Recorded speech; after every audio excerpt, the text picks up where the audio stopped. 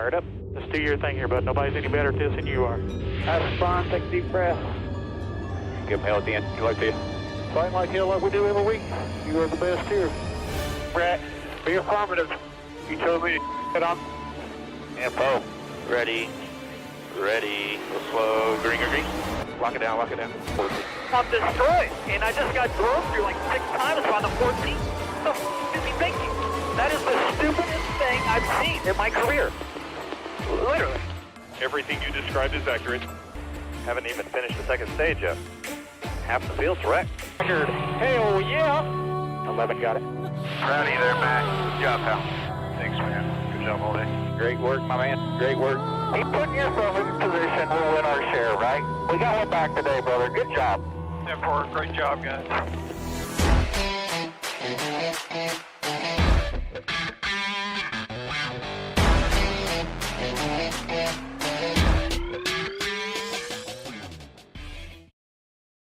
And welcome back to Racing in the Draft. My name is Mark. Welcome to the stream, and I appreciate you tuning in. Thanks for joining, and we are headed to Dover, Delaware for the Worth 400 this weekend in the NASCAR Cup Series. But before we head to Delaware, let's go back to Talladega, Alabama, and take a look at the great finish and win for Michael Jordan, Denny Hamlin's team, and Tyler Reddick, pulling it through at the very end with a couple of really wild, a wild wreck, because because Michael McDowell decided to block 4 lanes of traffic. Didn't work very well for him, and Tyler Reddick gets the win. Let's take a look at the optimal lineups and lineups that may have fared well at Talladega, and they were just about as I expected.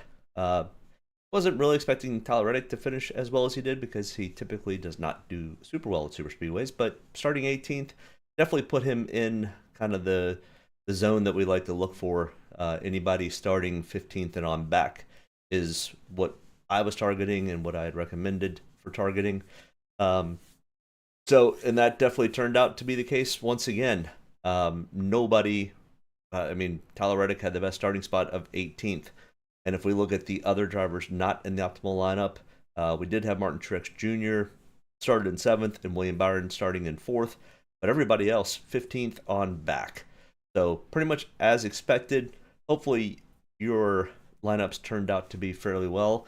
And I just missed out. I had right there, even after they had wrecked and everything else, I had a couple lineups. That's what I said. You always wait with these super speedways for the final thing to finally have happened, or the final tally to show up, because at one point I was up like $2,000, and it didn't quite stick, but I did end up finishing decently well. Broke even. I think I finished a little bit more than break even, but either way, glad I was able to give the right advice to whoever may have taken it, and I appreciate you guys tuning in. But the optimal lineup challenge after 10 races, we've got Ross Chastain, Noah Gragson, and Tyler Reddick at the top of the leaderboard with 4. Ty Gibbs, Martin Truex Jr., Bubba Wallace, and William Byron with 3, and a bunch of others with 2 and 1 optimal lineups that they've made so far this year. So good on Ross, Noah, and Tyler for being at the top of this optimal lineup challenge that I run every year. But either way, let's head to Dover, Delaware for the Worth 400. This is a mile-long, very high, steep banked track, all concrete. And as if we remember a few weeks ago when we were at Bristol at a full concrete track, they put some resin down, and the tire wear was quite impressive. By mistake on Goodyear's part. A happy mistake for race fans and alike, but either way, during practice we definitely saw some tire wear. We'll get into that in just a second, but this race length is 400 laps. Dominator points will be something we need to target this week, as other than last week where we did not want to target Dominator points at all. Dominator points will be something that we target. also with place differential. So it's definitely a combination of both. We need to target at least one, if not probably two, potential dominators slash top three finishers. That's really going to be the goal here, is to hone in on which of the probably 8 drivers that I feel have a really decent shot at winning this race or finishing well, and which ones are going to lead the most laps and have fast laps. So we definitely the cream is going to rise to the top here, and then it's going to be who do we figure out in the lottery system for place differential. And it's, I mean, the fast guys are fast and the slow guys are unsure about. But we've got a lot of information to break down. I have spent more and more time each week digging further and further into practice speeds and that type of stuff, and we'll get into that. Oh, this page is completely wrong. This is still the page from last week. I always have that one error, and hey, we have found it. But other tracks that you can target for Dover would be Bristol, even though it's much shorter. You can also target Darlington because it's got pretty severe tire wear. You can look at Nashville Superspeedway. It's a full 1.5-mile concrete track with some decent banking in the corners. Dover is definitely a very unique style track. Some other tracks that have really high tire wear that you can also potentially put into the mix would be Miami. Has got really bad tire wear, and then places like Kansas and Las Vegas can also throw those into the mix also. But really, Dover's kind of unique. So really, looking back at past Dover tracks is really the best way to kind of target people. Optimal lineups from previous Dover races. This page will have the first 2 races that they've had with the next gen car, and the only 2 races that they've had with this next gen car, and quite different. Especially when we get further down here, we'll look at the starting spots of the top 15 in points. Really shows a discrepancy for the 2022 race because the next gen car was still really, really new. Not a whole lot of people knew exactly what to expect from it, and definitely threw the teams for some loops here at Dover. But last year is kind of something we could probably target in a little bit on. We had one person start in the top 10, William Byron, starting in 8th. He finished 4th and led 193 laps, Martin Truex Jr. And remember, this race also was on a green track, which means there was no rubber laid down because it had rained all day Sunday, and the race got moved to Monday. I do not expect anything of that sort for tomorrow. We will have a green racetrack, no rubber, because they did get some rain this evening. So the track will be nice and clean, which will mean they'll have to fill in all of that concrete with rubber from their tires. So the first stage, we definitely could see potentially some issues. Very similar to what we saw today during practice, but the weather will be much, much warmer tomorrow at 3 o'clock when they take the green flag. But really, we're targeting, like I said, 3. I mean, last year's race had 5 drivers with place differential, and place differential is anybody that moves more than 10 spots better than their starting spot. So Ross Chastain from 14th to 2nd, Martin Truex Jr. from 17th to 1st, Josh Berry moved 13 spots, AJ Allmendinger moved 11, and Corey LaJoie from 27 to 14. So really, I mean, 5 place differentials, 1 dominator being William Byron, leading 193 laps, almost half of the race. Ross Chastain led almost a quarter of the race, and then Martin Truex Jr. finished up the race and winning the race with 68 laps led. So, the cream's going to rise to the top here, and we got to figure out who we're going to take towards the bottom. That's going to be the tricky part. And as we look at the optimal from Dover 2022, the first year of the next gen, we saw all sorts of things. I mean, we've got no dominators. Kyle Busch led 103 laps, which is almost 25% of the race, or a little more than 25% of the race, so close to being a dominator. Did make the optimal lineup, but I mean, it's scattered everywhere else. I mean, Eric Jones from 25th to 10th, Cole Custer from 30th to 15th, Christopher Bell from 17th to 4th. it's kind of all over the place. So this one you could kind of throw out a little bit, just because it was a weird year with the new generation of this car just coming into play. But we could look back at 2021 and the second race of the 2020 season. Probably pretty typical. I mean, other than Quinn Hoff, 4,600, the most value of valued drivers, made the optimal lineup. Just because it was so weighted on the high end with expensive drivers. Kyle Larson, Alex Bowman, Chase Elliott. I mean, Kyle Larson led 263 laps that year. So it was definitely one of those. If you had to find the value, and the value was that $4,600 Quinn Hoff. And then further down here, we got John Hunter Nemechek when he came back in the series, and Matt Kenseth had come back and had taken over the ride for Kyle Larson after his oopsie. But most of it was place differential. So we're definitely looking at probably 3 to 4 place differential guys and 1 to 3 dominators that we really need to kind of focus in on. All right, so our points, or our starting positions compared to the top 15 in Draftkings points. In the 2023 race last year, we had 3 guys that had started in the top 5 that ended up in the top 15 in points. 2 that had started 6 through 10. So if we're looking at groups of 10, we had 5 that started in the top 10, 3 that started 11 through 20, and 6 21 to 30. And really only 1 driver that started 31st or worse. And coming from the front row, only 1 driver made the top 15.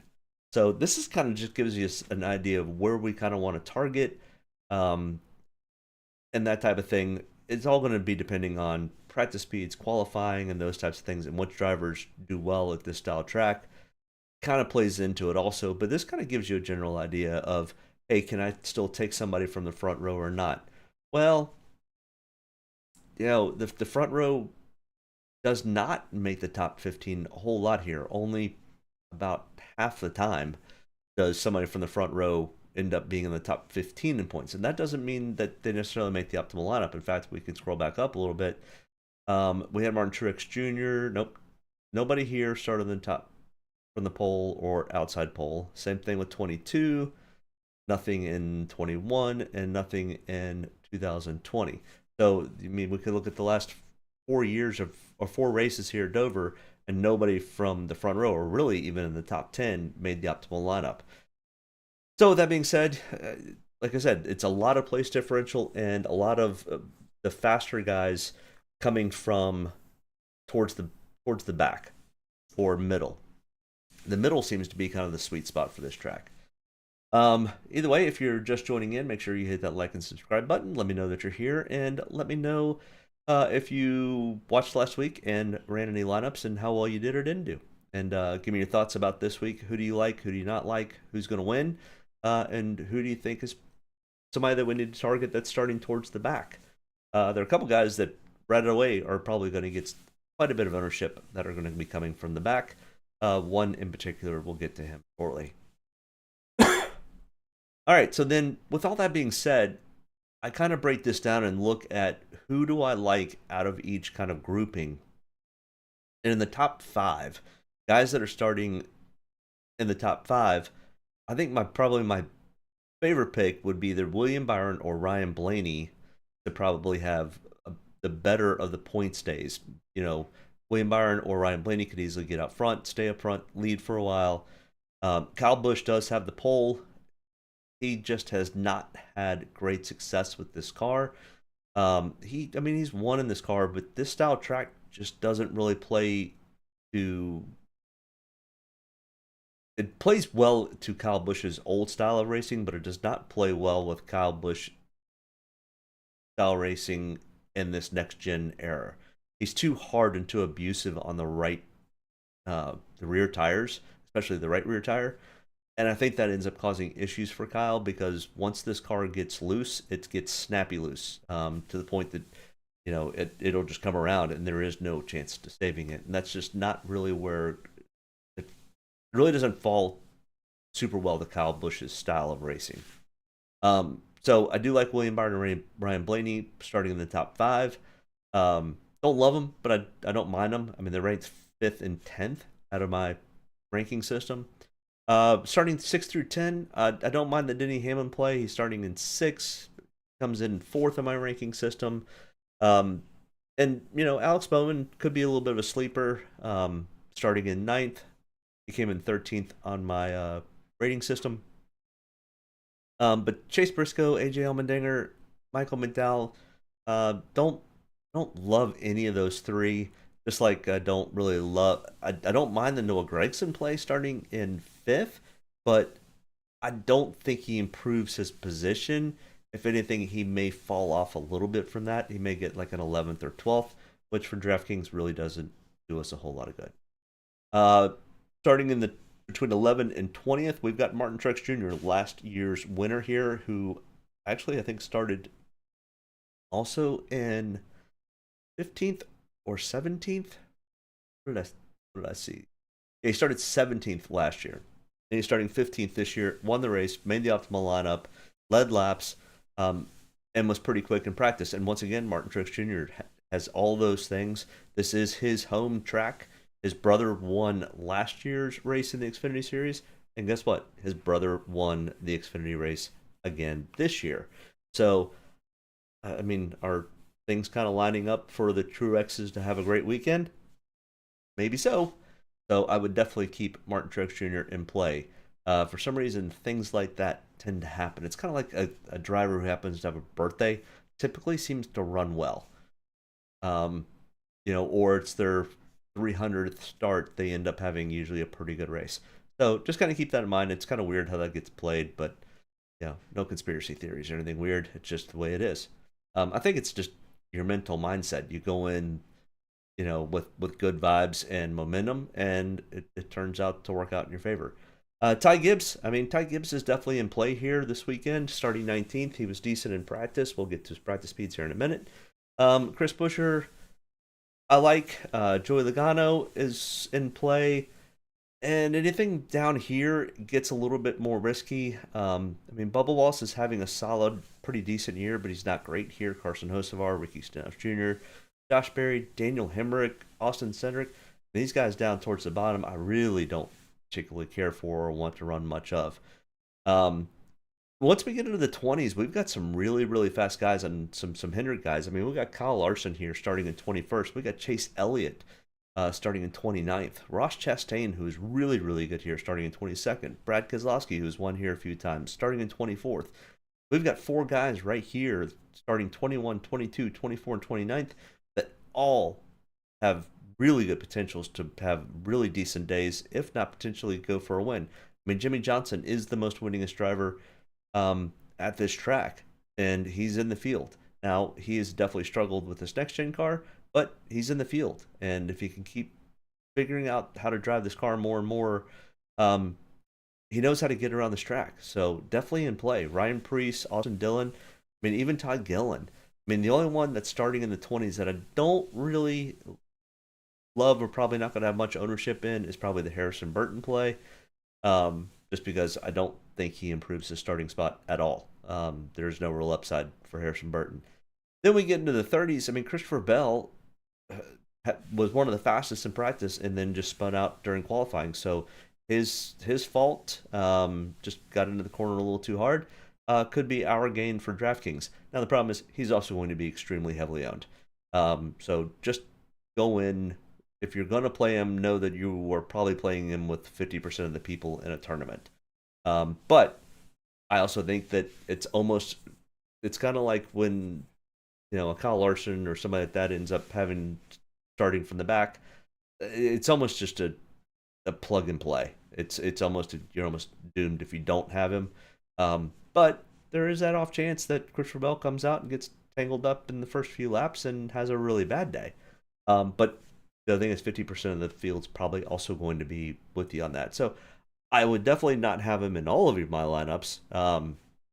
That's why I like to play lots of different lineups. I play 40 different lineups, and I think I've got Christopher Bell probably in the 40 to 50% range. But Daniel Suarez is another one who's actually not bad here, starting in 31st. He's got definitely some room to grow. Corey Heim, who is filling in for the injured Eric Jones from last week's wreck at Talladega.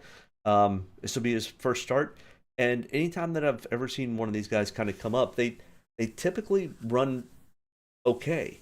And running at okay at a Dover is not a bad thing.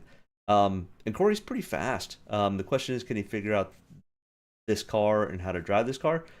I mean, I don't need Corey Heim to go up and finish in the top 10. I need Corey Heim to finish the race, maybe a lap down, which will probably put him in the top 20. And at $5,800, that's almost enough. That's almost enough value. That's almost that lottery pick when we're taking a Kyle Larson, a Chase Elliott, a Ross Chastain. We've got to fill in with these value picks, and Corey Heim definitely fits that value pick at 5,800. Zane Smith, who wrecked during practice, is going to be starting 37th.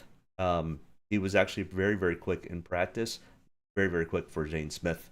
Not as quick as like a William Byron or Denny Hamlin or one of those, but I mean, Zane had some decent speed. He does have to either get his car repaired or go to a backup. I can't remember which. But either way, he did not even qualify, so he is starting dead last on the field. So nowhere to go but up for him.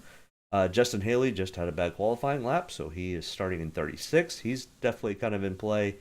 John Hunter Nemechek starting in 34th. I think he's in play. Cosgralla definitely wrecked hard in practice. Is going to a full backup car. Question is, what does that backup car end up looking like? I don't know, so I don't love the Cosgralla play starting in 35th. Either way, let's take a look at some practice speeds and dig deep into practice speeds, because I'm still trying to wrap my arms and brain around exactly how this correlates with what happens on Sunday. So Kyle Larson was not fast in practice, but it pretty much, Kyle Larson was 21st. He was 21st in single lap. He was 22nd in 10 lap average. He was coming out of the second group, which was a little bit on the slower side compared to the first group, but not drastically. From practice to qualifying, supposed to be only 0.525, but he was a half a second faster in qualifying, which is pretty normal. You tape up the grill a little bit, you make some adjustments, you bump up the tire pressures, because you're only going to go run 2 to 3 laps. So Kyle Larson definitely improved from his qualifying, from practice to qualifying, but we could say the same thing. I mean, Chase Elliott improved by 0.2, William Byron improved by almost the same, almost 0.4. But then when we look at, so these are all the times, this is all the hindered, or 3 of the hindered drivers, and I kind of like to see where they're kind of falling compared to what grouping they're coming from. So you Kyle Larson and Chase Elliott both coming from Group 2, William Byron coming from Group 1. Group 1 typically is faster in practice, and that was again the case. Now William Byron also qualified much better. But we didn't.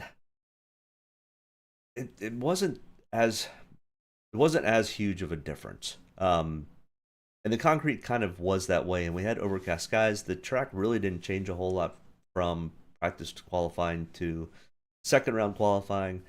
With all that, we still had a decent amount of fall off on the 10 lap averages. Chase Elliott went from a 22.76 to a 23.279, or a fall off. Oh, that's from Larson to him. Still, we could do quick math. That's almost a half a second difference, and that's about what Kyle Larson had, was a half a second. William Byron almost a half a second also. So the question is, who falls out the most? Where are they starting? Can they make up positions? What's their tire wear going to look like? And that type of stuff. And I'm more just giving the information to give the information. And this is the second race that I'm really kind of pulling a lot more information into the practice speeds, qualifying speeds, and trying to see how they correlate. Because tomorrow's tire run will probably be. I think they can run. I think the first stage is 110 laps, and they can only go 95 to 100 laps on fuel. But I think they're going to need tires by lap 60 to 65. And then that first stage, it may be even sooner than that until the track rubber's in. So, but this kind of, I mean, this is a 10 lap run, and we saw a half a second fall off. I think over the course of a 40, 50 lap run, we're probably looking at a second to a second and a half fall off.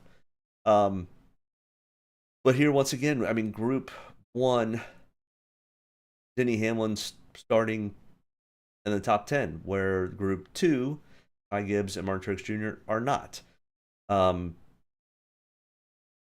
Practice speeds 22.7 coming out of the first group, with a 22.8 and a 22.9 coming out of the second group. So a tenth of a second to 1.5 tenths. What does that mean? It's hard to say. Denny Hamlin coming out of the first practice group still was about a tenth faster on the 10 after the 10 lap run.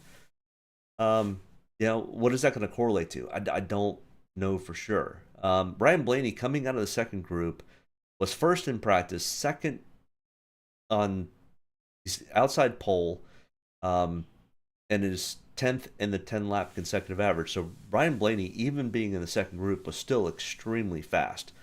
But the question is, and this is kind of what we've seen all year long with the Fords, is they'll practice really well, they'll qualify really well.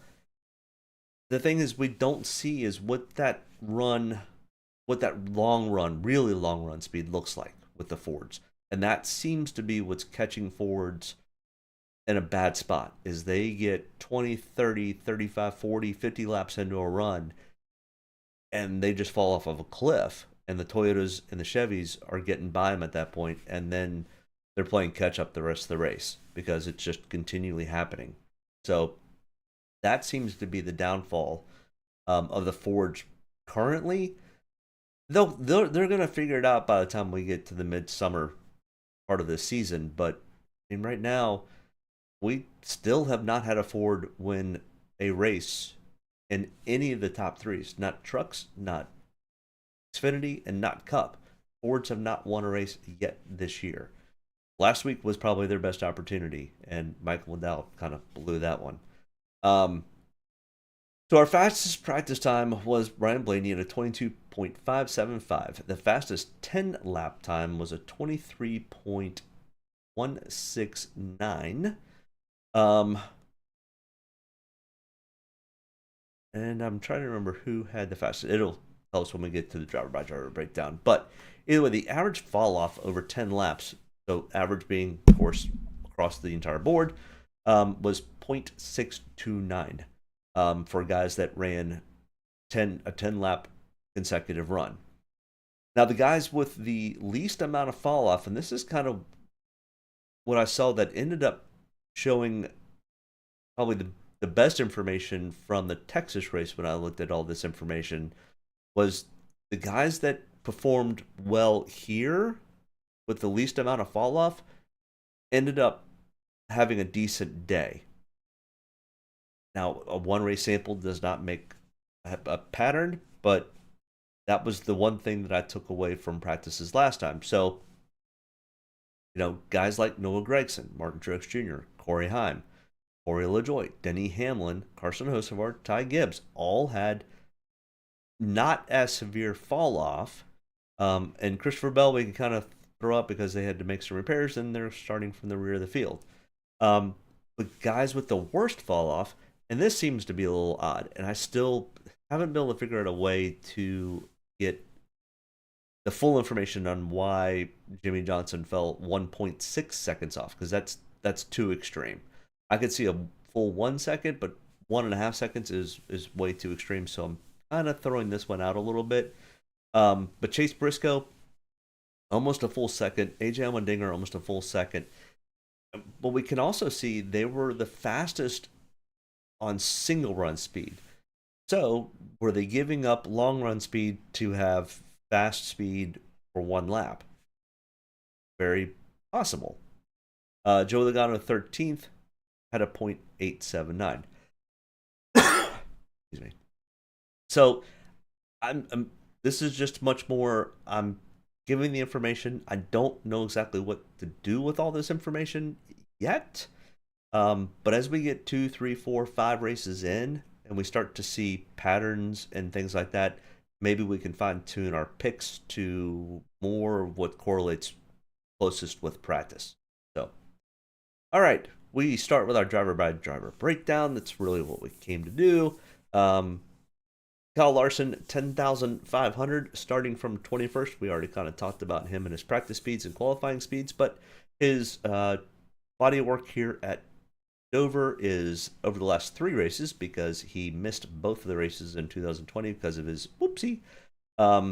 He's got 1 top 5, 2 top 10s, 2 top 20s, a 59.7 Draftkings average, and a 13.3 average finish for those past 3 races. And he finished in 32nd last year in this race. Not good, but he still had a 13.3 average finish. So the races that he does finish well, he's finishing well. He does have 1 win out of his total 15 starts over the course of his entire Cup career. 7 top 5s, 11 out of 15 top 10s, and a 9.2 average finish. Kyle Larson's pretty good here at Dover. So starting 21st, we definitely have a decent amount of place differential here for Kyle Larson.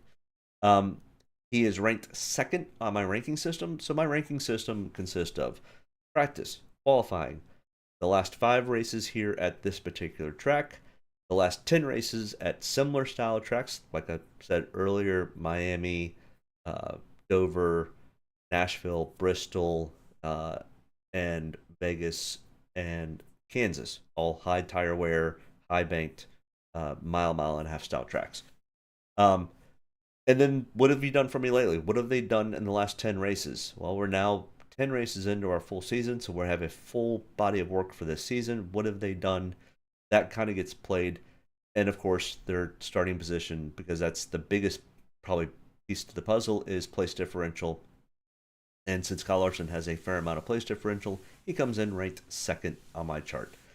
Martin Truex Jr. here at 11,300 at last year's winner here. Starting 15th. Practice speeds, at least the single lap was a little slow, but his 10 lap consecutive average was 4th, so that's pretty good. In the last 5 races here, like I said, he did get the win here last year. He's got that 1 win, 3 top 5s, 3 top 10s, 5 out of 5 top 20s, a 7.2 average finish, so really, really good average finish. Lost Profit, what's going on, buddy? Welcome to the show. Hopefully, if you played last week, you ended up taking everybody from the back of the field, because that's what turned out to be the right thing to do. But back to Martin Truex Jr., 33 total starts here at Dover, 4 wins, 11 top 5s, 19 top 10s, 19 out of 33 top 10s. I mean, that's 75%. 27 out of 33 top 20s. And he's starting in 15th. Really good opportunity to have a lot of place differential here with Martin Truex Jr. His 10 lap speed was really, really good. I've got him ranked 1st on my ranking systems. I really do like the Martin Truex Jr. And I also kind of like the whole story. Brian Truex won last year in Xfinity, won this year in Xfinity. Martin Truex Jr. won last year, and Martin Truex Jr. turn the season around and get a win this year. Maybe. I'm late, so I'll have to rewind a bit. Love the show, brother. Yep, thank you for doing that. Yeah, we just went over Talladega, which turned out to be pretty much exactly the way I thought it was going to be. It was going to be pretty much everybody starting from the back was who we needed to take. Yeah, I didn't have quite the right people in the right places, but I still ended up having a decent day. I didn't take home any big bags or anything, but I pretty much broke even, made a little bit of money. And then Xfinity kind of took a little bit of my money today. So I just keep trading it back and forth. Either way, appreciate you tuning in. Stick around. We'll get through these drivers and kind of see who do you like for this weekend and who do you not like for this weekend. I mean, it's real easy that the top 8 most expensive guys are all in play. The question is, who the heck do we pair them with? I don't have, I mean, I have a clue, but um, yeah, it's kind of going to be a little bit of a grab bag for the cheaper drivers. William Byron, $11,000, three-time winner this year. Has not ever won at Dover, but he was third in single lap, first in 10-lap consecutive average, and went out and qualified in sixth. So good on William Byron. But he's pretty consistent here over the last 5 races. He's got 3 top 5s. The other 2 races, he finished outside the top 20. So either kind of feast or famine here with William Byron, kind of like the rest of Hendrick. 12.4 average finish. He finished 4th in this race last year. 9 total starts, no wins, but 3 top 5s, 4 top 10s, 7 top 20s. 7 out of 9 times he's finished in the top 20. A 10.8 average finish. He's coming in 5 on my ranking system. I don't mind playing some William Byron. I would not play a whole lot of guys that are coming from the top 10, but I don't mind mixing in William Byron to some of the mixes. In fact, you can see my usage up here. I have him about 25 to 30%. As always, remember that this number could potentially change down to 20 or up to 35. If anything, it's for William Byron, it's going to go down to 20. But this is kind of about the average that I'm looking at using William Byron. And why do I have William Byron and Denny Hamlin both starting in 6th? Because that is not the case. Let's see. William Byron starting in 3rd. There we go. I'm not going to worry about fixing it. Well, William Byron starting in 3rd. That's why he got ranked 5th.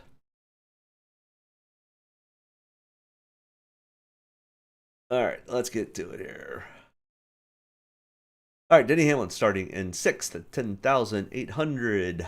He was 11th in single lap in the first practice. He was 2nd in 10-lap consecutive average. He's got 1 win here at Dover in the last 5 races. I think that was back in the COVID era in 2020. But he's got 2 top 5s, 3 top 10s, 4 top 20s, a 10.6 average finished. He finished 5th in this race last year. I mean, Denny Hamlin's definitely in play. He self promoted himself on his podcast, says he's going to win this race. We'll see if he's a Babe Ruth or not. I'm not sure that that's actually the case. He's not that good here. There's other tracks that Denny Hamlin's much better at. 2 weeks from now in Darlington, he definitely could easily call his shot there. But here at Dover, I mean, he's not bad. But he's led laps in every race so far this year, 10 out of 10. And I expect him to lead laps this time around because he's going after the record, which is 17 races in a row that a driver leads at least 1 lap. So we'll see if Denny Hamlin can keep up his streak or not. But I expect Denny Hamlin, Denny Hamlin's another one. I would not necessarily take Denny Hamlin and William Byron together, both being $10,000, $8,000, and $11,000 is going to eat a lot of your pie up. And I don't mind taking 2 expensive drivers, but I mean, you've also got Martin Truex Jr. starting in 15th. You've got Kyle Larson starting in 21st. You're not going to be able to put all 3 of them in and get anybody of any worth down towards the bottom. At least, I don't mind taking 1 or 2 drivers that are coming out of the bottom, but you spend that much money up top, it's going to be really hard to get anybody worthwhile. We don't have anybody under $5,000 anymore, so that makes it more difficult. I mean, when Quinn Hoff did it in 2020 or 21, he was $4,600. I mean, that extra $400 can go a long way here. So, but I've got him ranked 4th. I've got 20-25% usage of Denny Hamlin. And then we've got Christopher Bell starting in 33rd. I mean, we literally have the first 5, 6 drivers so far. All are in play. None of them are. I mean, it's either they've got a ton of place differential potential, or they are good enough and fast enough in practice to lead a ton of laps, and become dominators and finish in the top 5. And Christopher Bell here, starting in 33rd. I mean, he was 19th in single lap, 5th in 10-lap consecutive average. His average finish here is 16th. I mean, that's not bad. I mean, starting 33rd, if he can get to 16th, that's a huge win. But we're now definitely in the realm of you can't take Kyle Larson, Martin Truex Jr., one of the two William Byrons or Denny Hamlins, and a Christopher Bell. You're out of money. You just, it can't happen. So do you go all for place differential and you go with a Christopher Bell, Martin Truex Jr., and Kyle Larson and skip over the two guys that potentially could lead 200 laps in this race? I mean, you lead 200 laps in a race, and I mean that's worth what, 20 points? Well, I mean, for Christopher Bell to make that up, he'd have to finish 13th, and it's very possible for Christopher Bell, but you know, the likelihood of him coming through the field and getting all the way up to 13th cleanly can be a little bit of a tough swing. And then we've got Ross Chastain, who's another one who's really probably one of the better drivers here. I could easily see him being somebody to take as a top 5, top 3, or win in the betting markets. I think he's like 10-1 or 11-1. So not sure I would bet on that, but I'd easily see the play there. 10,200, starting 22nd. Decent amount of place differential here, and has the potential to be a top 5 finisher. He was 7th in single lap, 19th in 10 lap consecutive average. He's got, in the last 4 races here, he missed, I think, spring of 20, because he wasn't a full-time driver at that point. But he's got 2 top 5s, 2 top 10s, 3 top 20s, a 13.3 average finish in those last 5 races. If we look at his total body work, 9 starts, it decreases a little bit, but he was in much less equipment than this one car out from Trackhouse. So, I mean, these 2 top 10 finishes both came in the last 2 years, I think. So, I mean, now the real question is who do you have and who do you not have? You've now got, like I said, 5, 6 drivers that are all in play. And now, let's get to Chase Elliott, who does have a win here in the last 5 races. Starting in 29th, a ton of place differential, was super fast in practice, 8th in single lap, 6th in 10 lap consecutive average. Has an 11.8 average finish here, 1 win. I mean, we now have just the top 10 most expensive drivers all in play. So how do you make heads or tails out of it? Yeah, you're gonna have to dig deep into the pile to find something in the muck to run all these guys. And then you got a Ryan Blaney, he's not bad here, he's not great here, but he's starting in 2nd. He did get a 3rd place finish last year, but that was his best finish that he's ever had at Dover. I don't mind fading off of Ryan Blaney this week. He was very, very quick in single lap. He did fall to 10th in 10 lap consecutive average, but he's got a 13.4 average finish. He's only got 1 top 5, 1 top 10, and that was the 3rd place finish from last year. So, and the Fords are struggling more than the Toyotas and the Chevys. So I don't mind fading off of Ryan Blaney until we figure out the Fords have figured out something on these intermediate style tracks. So I don't mind fading off of Ryan Blaney. In fact, this says 15 to 20%. I could easily see this going down to probably 10%. So Alex Bowman, who is the only Hendrick driver still searching for that elusive win this year, and to right his ship for the last couple of years, he's definitely been on a struggle ever since he broke his back, which I don't blame him. I mean, kind of painful. $9,300 starting 9th. He was in the 15 to 20 range for practices. Okay. He does have 1 win here in the last 4 races. 3 top 5, 3 top 10s. He's got an 8th place average finish over those 4 starts. Really good stats. Once again, I mean, like I said, all of these people, I mean, Ryan Blaney might be the first one that I say is out of play, or that I'm not real interested in to this point yet. So, but I could also see fading off of Alex Bowman. He has still continued to struggle, kind of, with Hendrick, but they're starting to show glimmers of potential.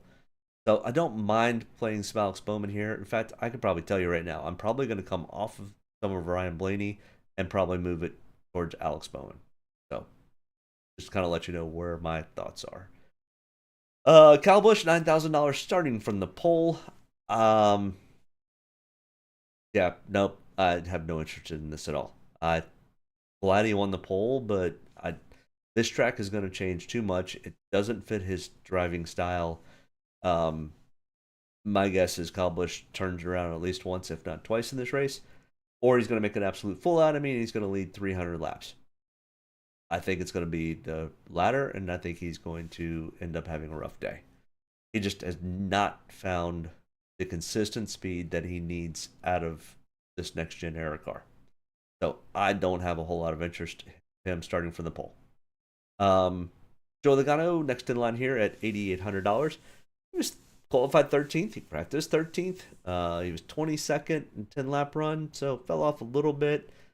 He's got a 15.8 average finish over the last 5 races. He does have a win here, but not a whole lot really other than that. So, and he's kind of, once again, the Fords have kind of just not had the speed that they need. They've qualified really well. Their long run speed has just not been there. So I have some ownership of Joey, but I don't have a whole lot, 5 to 10%. Ty Gibbs, $8,500. I mean, his body of work here, we don't have a whole lot. So he's got one start where he finished 13th, but that's still pretty good. I mean, I'll give him that. 17th in single lap, 3rd in 10-lap consecutive average, so his long run speed was much better. I mean, he had good, decent long run speed at Texas a couple weeks ago. I mean, I think Ty Gibbs easily moves potentially into the top 10. And, you know, if they really hit on it and he's got some good pit stops, he could easily finish in the top 5. So I definitely like the Ty Gibbs play. Once again, we're only at $8,500, and I've only got 2 drivers that I'm not that interested in. So yeah, the top half of this field is really, really full of chalk. Tyler Reddick, $8,200 starting 4th. He was pretty fast in practice, but we don't know his long run speed because he never did a 10-lap consecutive run, even though he did do 22 total laps. No top 5s here ever. 2 top 10s, okay. 15.2 average finish. He finished 7th in this race last year. Yeah, I think Tyler Reddick's just starting too far up for what I'm interested in. But I could also see Tyler Reddick having a really strong, decent day, finishing in the top 5 and potentially even vying for a win. I don't necessarily think that's going to be the case. I think there's going to be some other guys that are going to be probably up there and trying to get there too. I'd put it at a 10 to 15% chance that Tyler does that well. And he's starting in 4th, so the downside is if he finishes any worse than that, which there's a decent percentage. I think there's more of a percentage he finishes outside the top 10 than he does finish in the top 5. So I'll fade off of Tyler Reddick. Chris Buescher, 18th. I mean, this is a little bit better starting spot driving the Ford, and the RFKs are showing out of all the Fords, the RFK and the front row guys are showing a little bit better speed than the Penske's. And Stewart-Haas has actually been fairly decent, but they have not had the speed that Chevy and Toyotas have. $8,000 starting 18th. His practice speed was 10th, but it was in the first practice. I don't mind the play here. He's got a decent average finish. He's pretty consistent. I don't think he hurts. You know, I don't know. Don't love the play, don't hate the play either. So, I mean, we're kind of in this middle ground. He's starting kind of in the middle. The question is, can he get into the top 10? I mean, he's done it twice in the last 5 years. Potentially. I don't mind the Chris Buescher play, but I could easily see fading off of Chris Buescher. Brad Keselowski, his teammate, I mean, now we're starting 24th. We just gained, or there's 6 place differential spots better. And I think Brad has a better shot at being in the top 10 than Buescher does. Got a 12.2 average finish, finished 8th in this race last year. One of his better tracks since the next gen era. He does have a win here. I mean, we've got a decent amount of place differential. I mean, 18th to 24th. I mean, that right there is 6 points. So if apples to apples, I'm going to take Brad K over Chris Buescher. It's kind of where I'm falling with it. Then we've got Bubba Wallace 7,500, starting 16th. Practice speed was 18th. Long run speed was 21st. His average finish is 17.4. Has never finished in the top 10. I mean, 2311 is showing much better speed as of recent, but I don't think Bubba Wallace improves his finishing spot much more than maybe getting to 10th or 11th. I'm not sure that that's enough, especially in this middle ground, which is really kind of funny because, I mean, you got to take, if you're taking 3 of the high dollar guys and 2 of the low dollar guys, I'm not sure that there's still room at $7,500 for Bubba Wallace. Or taking a shot on somebody who's never finished in the top 10. I mean, at least Josh Berry has finished in the top 10 here at Dover. Starting in 12th, though, that has me a little bit concerned, but this track falls right in line with Josh Berry. In fact, I think he's got a win in the Xfinity Series 2 years ago. But $7,300 starting in 12th, it is risky. It's as risky as who were we just talking about? Bubba Wallace. In fact, I think I like the Josh Berry play more than the Bubba Wallace play. Just because this is a much more of Josh Berry's wheelhouse. So I don't mind the play here. He finished 10th in this race last year. If I remember correctly, he was in the number 9 car, or was he in the 48? I can't remember. Either way, he was a substitute driver and finished in 10th. Chase Briscoe at $7,100. Starting in 7th, his practice speed was good. He was 4th. He was 23rd in long run speed. So guess what? The Ford's falling off on the long run speed. Not surprising there. Got a 26th place average finish over the last 3 races. Ew. Yeah, I think Chase Briscoe's just starting too far up. I don't think the Fords have, and I don't think Stuart Haas or Chase Briscoe have top 5 speed right now. Just calling it like I see it. There's nothing out there that says that they have it. Now, I mean, we could have some carnage and they're going to get lucky, but I think if it's just a straight up race, I don't like Chase Briscoe starting in 7th. So I've got 5 to 10%. It probably should be a little than that. It probably should be in the 0 to 5%. Kind of where Noah Gregson's falling. Don't have a large body of work here for Noah Gregson. Finished in 34th last year. But he was in the Legacy Chevy. Now Legacy's now Toyota. So really hard to say. But starting in 5th, way too far up in his qualifying. Especially when you're 34th in practice, 11th and 10 lap consecutive average. So way improvement. But yeah, I don't have a whole lot of interest here. Austin Dillon, 6,800. I mean, maybe Austin Dillon finally has the bad luck monkey off of his back. Starting in 23rd, 27th in single lap practice, 20th in 10 lap run. Not bad. He's got a 17.6 average finish. I don't mind taking, and because at 6,800, we're finally getting into the price range where you could take a 6,800 and 2 of the guys that are in the 5,000, and now you opened up the door for 3 of the guys that are in the 10,000. So Austin Dillon is kind of one of the first drivers that I started to show interest in when I was building my lineups. I was like, okay, Austin Dillon could be in play here, and I could still play the top 3 guys that I want to play together. So still is not great on the bottom side. So we'll get there in a minute. But Austin Dillon kind of is in play. He's got some place differential. I think maybe the bad luck monkey is off Austin Dillon's back. We'll see in the next week or 2 if it really is or not. But maybe. But then you got Daniel Suarez starting 31st. Now, Daniel's not great at this track. A 23.2 average finish. Finished 35th in this race last year. Got 1 top 10 in the last 5 races. So, not great. 28th in single lap. Did not do a 10 lap consecutive run. I mean, I still think Daniel's probably a 17th to 20th place finish. And it's $6,700. Borderline if this is worth it or not. but I don't mind taking a couple shots on it. Like I said, he and Austin Dillon kind of are in this, finally getting to a point where I don't mind taking some ownership in him. No interest here with Michael McDowell starting in 8th. He was, I mean, and front row has definitely shown that they've got better forward speed than Stewart Haas and Penske. Not sure they're right there with RFK, but starting 8th is just too far up. His practice speeds were there. And if you were driving a Chevy, I would possibly say take a shot on it, but he's only got one top 20 in the last 5 races here, 3 out of 23 in the top 20, no top 10s.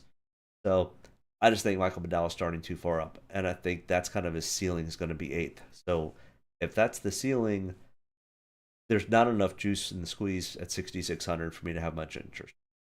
Ricky Stenhouse Jr. was slow in practice, qualified 17th, but out of all the tracks, this track is actually Ricky Stenhouse's one of his better tracks other than super speedways. He's got a 16.8 average finish over the last 5 years. 4 out of the 5 he's finished in the top 20. He's got a 15th place finish here last year. Practice speeds were a little off, but I don't mind taking some shots on Ricky Stenhouse Jr. Like I said, we're finally starting to get into the value range, and you're going to have to take 2 to 3 of these guys that are this price or lower. So I don't mind taking some ownership in Ricky. So Ryan Preece, this is on the little bit of a larger side track for Ryan Preece's wheelhouse, but it's still inside the wheelhouse. Anything from about 1.25 miles to a half mile is definitely in Ryan Preece's wheelhouse. He's a short track ace. He's actually raced here a ton in other in modifieds and those types of things, and has always run pretty well. I don't mind taking some shots here. Starting 28th, we've got a decent amount of place differential. His long run speed was actually a little better than his practice speeds. Finished 17th in this race last year. I don't mind taking some shots on Ryan Preece this week. We've got some place differential upside. So I've got some ownership there. Jimmy Johnson. If Jimmy Johnson can figure out how to drive this next gen car and actually get it to finish, he's going to be pretty good. But until that happens, scares me. But at 6,200, once again, we're in this realm that you got to take some of these guys. Jimmy Johnson's a 10-time winner, the most winningest driver at Dover in the Cup Series. 10 wins, 10.4 average finish over 37 starts. And the last 2 starts were both in 2020. He's got a 5th place average finish. I mean, starting 27th, at some point, Jimmy's going to finish these races. Just crossing my fingers because I've got 25% ownership in Jimmy Johnson. I'm willing to take that shot on him, see if he can pull something through. John Hunter Nemechek, who is in the same ownership group, Legacy Motorsports, as Jimmy Johnson, starting 34th. Now, our body of work here was from the 2020 season, where he had an average finish at 22nd. His practice speeds were not great. But starting 34th, when you've only got 37 drivers, there's not a whole lot of room but go up. So I don't mind taking some shots on John Hunter Nemechek at 6,100. I think there's enough value there for the squeeze. And then we've got Carson Hocevar. And I just scratch my head with this kid. Because every time I'm like, nope, he's starting too far up. Guess what he does? He goes out, races the entire race within 2 to 3 spots of his starting spot, and that's where he finishes. Question is, if he goes out and finishes 17th, starting in 20th at $6,000, is that enough value? Borderline. It's tough. But he has been just super consistent all year long. Finishing races on the lead lap, not causing any problems, not causing any issues, just learning how to race in the Cup Series. I mean, I give it to him. That's props to Carson Hocevar. I've got some ownership in him. I think there's a potential he gets into a 12th, 13th place spot, and if that happens, $6,000, that all of a sudden is worth it, and that becomes a decent value pick. So I don't mind having some ownership here. He's been just very consistent, and actually, other than Zane Smith, the Spire cars have been finishing races pretty well. AJ Allmendinger, you're a road course ringer, but you are not a Dover ringer. 22.5 average finish in the last 2 starts he's had here. And if we look at his total body work of 24 starts, a 21.9 average finish. Yeah, starting too far up. Not interested in that. Corey Heim, his first Cup Series start, has done a ton of races in the Xfinity Series and is a full-time truck racer. Made the Final Four in the Truck Series last year. Yeah, I mean, Corey Heim's going to be really, really good. Question is, we don't know anything about him in this car because he's never done it before. But starting 32nd, I think his mindset going into this weekend is, I need to go, I need to log laps, I need to learn how to drive this next-gen car, I need to not make an idiot out of myself, I need to make sure I don't wreck anybody or myself. Let's have a good finish. I think he finishes 1, maybe 2 laps down if there's not an issue. And he finishes in 25th. 32nd to 25th, is that enough? At 5,800? Maybe. Probably not. So I've got 25% currently. And the problem is, once we get past this, it gets even worse. So this is where it gets real tough. Is I just don't. I mean, you got to take two of these guys $5,800 or less. I mean, I'm willing to take a shot at Corey Heim, who doesn't have any data to back anything up, and just go with a gut feeling. Because you're not taking Austin Cindric starting in 11th with a 31st place average finish. Finished 26th in this race last year and was 16th in single lap. Yeah, just no interest there.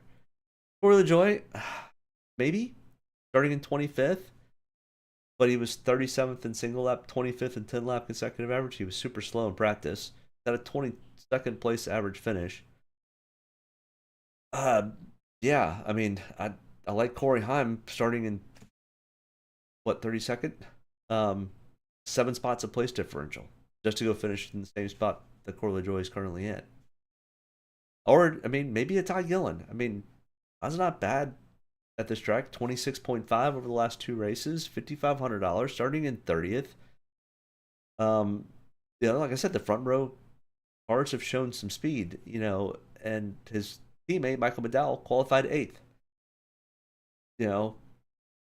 Can Todd work his way up, finish 20th, get 10 spots of place differential at 5,500?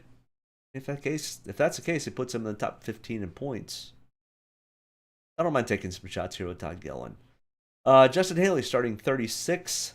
I still don't really know what occurred for the 51 and Justin Haley to not qualify very well. Other than maybe it was just slow.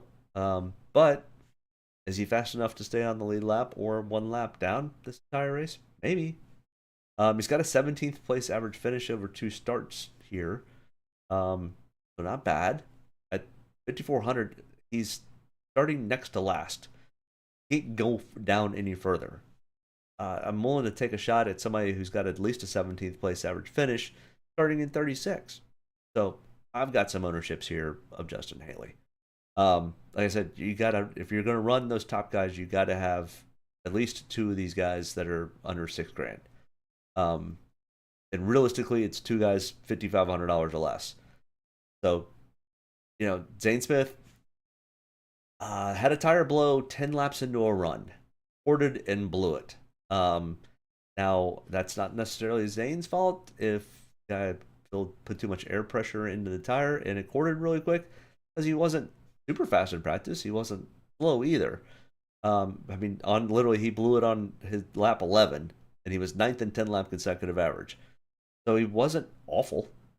He definitely is not 37th, who is dead last in the field. The question is, Zane Smith has kind of got Austin Dillon's bad luck charm. And and it hasn't been very pretty lately. So can Zane right the ship and go out and get a 27th place finish? I mean, 27th, 10 spots a place differential at 5,300. Yeah, maybe. I mean, if you can get a Martin Truex Jr. and Martin goes out and leads 200 laps, you could put a Zane Smith in that gets 10 spots of place differential, maybe.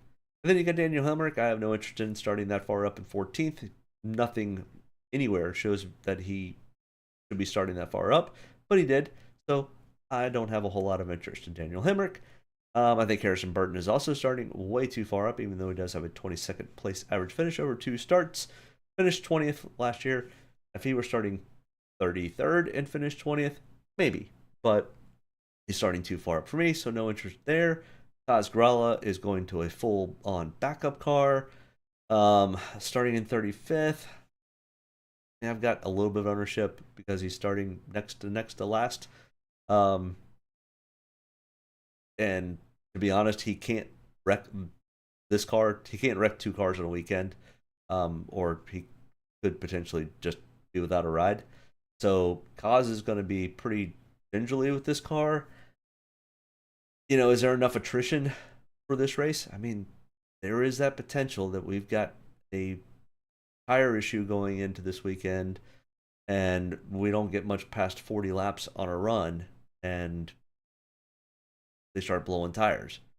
That ends up being the case, and Casgrala doesn't, and can slip into a top 25, then it's worth it. So I don't mind having a little bit of ownership starting in 35th. Like, I don't like the Harrison Burton trying to get there because he's already there, and I don't think he's going to improve his spots. So I don't mind the Casgrala play. I don't have a whole lot of ownership because he's in a backup, and they don't have a whole lot of backup cars at Rick Ware. So no telling what, I mean, who knows what this car is. So he's going to be in the race. What type of speed he's going to have, we have no earthly idea. The one car he did have, he was slow. Guys that I really, really like, they're all expensive. Truex, Larson, Elliott, Hamlin. And we're talking 11.3, 11.5, 9,900, 10,800. And then I like Ross Chastain, Christopher Bell for place differentials. Both are over $10,000. Ty Gibbs and Brad Keselowski, the cheapest one is 7,700. I mean, you got William Byron starting in third, who easily could be up front, stay up front. I don't love the Ryan Blaney play starting in second. In fact, I don't really like anybody else that's starting in the top 10 other than William Byron, other than maybe a Denny Hamlin. Then, for value, I'm willing to take a shot on Corey Haim. I don't mind the Corey LaJoie play. I mean, Zane Smith starting shotgun in the field. There's nowhere to go but up. Same thing with Justin Haley. Jimmy Johnson knows how to get around here. Can he do it? Possibly. I'm willing to take a few shots on that. I do not like Hemrick. Priest is John Hunter's don't love it, don't hate it. Austin Dillon is the bad luck monkey off his back, maybe. Todd Gillen, don't mind taking a couple shots. I do not like the Mike McDowell play. I do not like the Harrison Burton play. I do not like the Austin Cindric play. And I really don't like the Casgrala play, but I'm willing to probably put 1 or 2 or 3 lineups with him in it. Just because it was like literally, you got to take him or you got to rework the whole lineup. So I did end up, I think I've got a couple lineups like that. So hopefully that kind of helps with the breakdown. Let me know if you've got any questions, thoughts, or concerns. If not, hit that like and subscribe button. I appreciate everybody tuning in tonight. And if you happen to catch this on the replay for tomorrow or whatever, good luck in the race. Looks like it's going to be a nice, warm, sunny day in Dover. Looks like we'll get this whole race in tomorrow. I appreciate you tuning in. Let me know if you have any questions in the chat. I'll be more than happy to answer it even after the video is over and done with. Thanks for tuning in. Have a great Sunday, and we'll see you next Saturday for the Kansas breakdown. Oh yeah, thoughts and prayers to everyone out into the Midwest. Iowa, Nebraska, Kansas, Oklahoma, Texas, Missouri, all just getting hammered this weekend with storms. I think I've been watching, I don't know if anyone else watches Ryan Hall, but if you don't watch Ryan Hall, he is one of the best weather guys out there. I think they've had something like 230 confirmed tornadoes over the last 48 hours. It's been insane. But either way, get to watch guys go around in circles tomorrow really, really fast. It's kind of like a tornado, right? All right. Thanks. Have a great weekend. Check you guys soon. Get a good deep breath. Get ready to roll here. Only about one thing tonight, getting the W's, so got to be around at the end to do that. Get ready to roll tonight, boys. Let's go have some fun. Don't get me any more fired up than I already am. All the way to the checkered. You're fine. Nobody's got to run. Checker time, baby! Hell yeah! Proud of you there, Matt. Good job, pal. Thanks, man. Good job all day. Great work, my man. Great work. Keep putting yourself in position. We'll win our share, right? We got one back today, brother. Good job. Great job, guys. Excellent work, my man. Excellent work. Thank you. Man, that's awesome. Set out with a goal, we got it here, bud. Thank you very much. Really proud of you, man. Drove your butt off tonight. We had the fastest car here, bud. Probably killed our deal there. Just feel like I gave one away. Yeah, boys. Way to rebound. Great job. Great job, bud. Really good job.